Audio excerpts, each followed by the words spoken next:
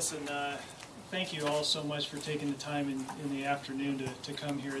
First of all, the temperature is fantastic. I mean, there's a little breeze, and the scenery is beautiful. First thing I want to end up doing is I want to thank Tina Hallmark, Darlene Lakeman, Virginia Owens, Mary Benton for being the hostesses of this event. I mean, look at it; it's wonderful to have a show of support for caring about the community that we all really love. And I want to thank Linda for the great introduction. She's been a friend and an ally for a long time, and I think that if you've ever had any issues, say with the county, you know that you can call her up and be able to get your concerns addressed. Let me just give you a little reason about why I decided to actually do this. When I grew up, I was growing up in very small towns, maybe like 2,900 people or so, and it's probably a little cheesy to say this, but one of the best things about living in a small town is everybody knows who you are and what you're doing. One of the worst things about living in a small town is that everybody knows who you are and what you're doing. So I wanted to kind of get out of a smaller town, so you can go to a place that has the amenities of a movie theaters and technologies and nice grocery stores and larger communities, but you still want to be able to have that small town feel. You still want to be able to live in a community that cares. And so probably of the community that I always dreamed about living in would be Thousand Oaks. Came out to graduate school and I met my wife Stephanie, and we've been happy for almost 20 years now. But at the point in time where we decided to decide where we were going to go and start our lives, and we were in the middle of Los Angeles, we were in West LA, and you could probably drive 2 hours in every direction, never get out of the greater LA area, right? And so I had it. But a friend of mine said, you ought to go out to Ventura County. There's some really great places out there. I think you'll really like it. And we did. We fell in love. So we fell in love, but we fell in love with Thousand Oaks too. First place we lived was at the corner of Avenida de los Arboles and Westlake. So the Knowles apartment complex was there, and the Westlake Canyon apartment complex, and that was it. You would go down Westlake Boulevard, and all you would see was the beautiful hills before they had developed Lang Ranch. And so we actually, I think we've been here before the Thousand Oaks Civic Arts Plaza was actually built. It was approved, but we had seen it before it was built. But the reason why we all live out here is that once you get past Los Angeles, you start driving down there, you see all this great natural beauty. And you want to be able to live in a community that you can raise your family and live in a wonderful, wonderful place that you just get to see the benefits of the natural beauty of Thousand Oaks. And that's what I want to make sure that we preserve and protect as we go forward. So I decided, even though I'm a scientist, where I work, we end up, I oversee the activities of about 35 mathematicians, computer scientists, physicists. These guys are some of the smartest people in the world. And we're doing a lot of great things for the defense and intelligence communities, keeping the country safe and our way of life out in the world. And these guys are really doing a fantastic job. I'm sorry I got distracted.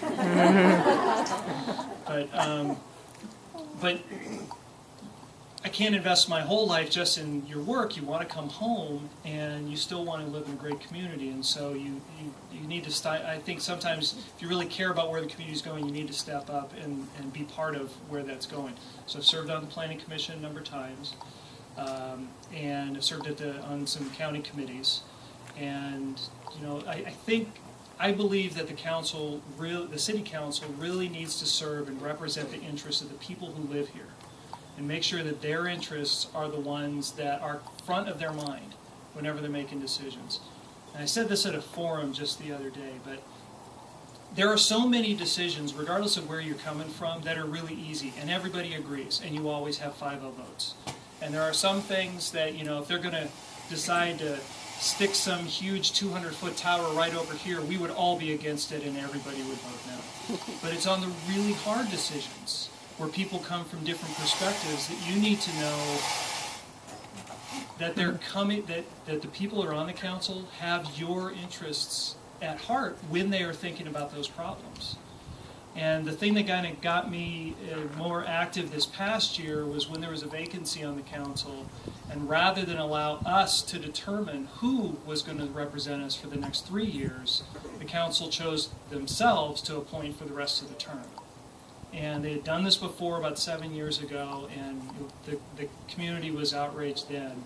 And I had just decided that's it, we're going to stop doing that in the future. And so I started the Right to Vote initiative, drafted the law, got it approved, many volunteers all over the city. We collected thousands upon thousands of signatures, and it's now law. And we got it all done.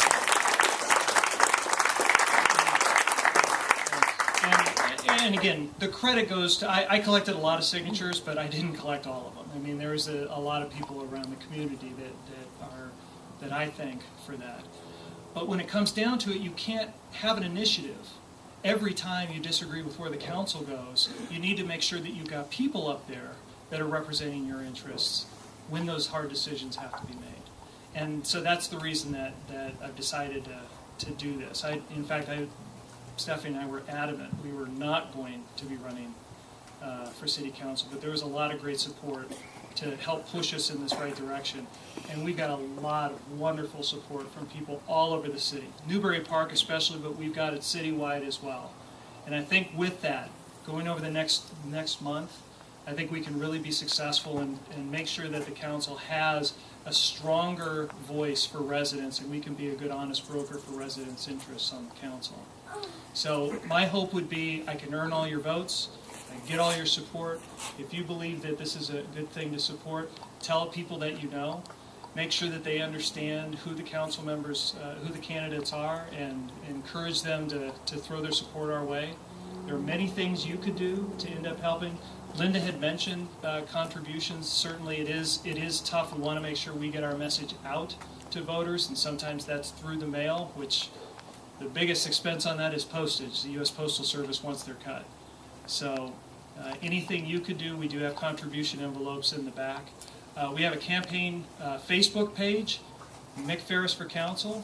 Go there, hit like. That will make sure that your friends and the people that you know in Thousand Oaks know about the campaign in the next month. We have yard signs. If you're willing over the next month to make sure that your neighbors know that this is the right campaign to support, please put a yard sign in there. We've got yard signs all over the city, and more by the day.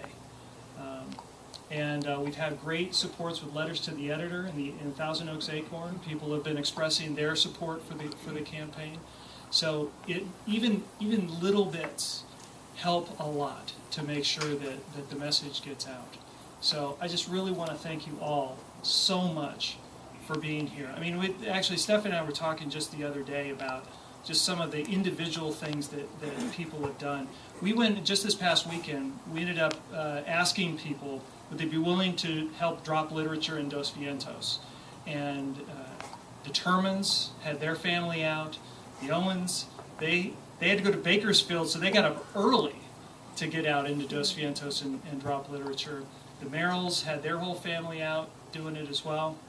And we canvassed all of Dos Vientos, with the exception of the gated communities. But everybody that wasn't behind a gate, they got a piece of Mick Farris for Council literature as a result of some really hard work from doing that. And it's just amazing that people would be willing to take that time out of their day to be able to help just a little bit to make sure that the campaign is moving forward. And like I said, we've got fantastic letters to the editor, making sure that they understand, where my background is, what I stand for, and why they're supporting the campaign. I just can't thank them enough. Hopefully, if you like where this is going, I can count on your support. Thank you so much for being here today, and again, thank you to Steve and Tina Hallmark for opening their home. They've done it on so many different occasions, just for Christmas caroling and so many other things, and I'm just very thankful that you're willing to do it again. And also to Virginia and Mary and Darlene for being able to help and assist in this. Thank you so much. If you have any questions, let me know. I'm happy to talk with you. Please make sure that you come and see me before you go. I'd love to meet you. And thank you.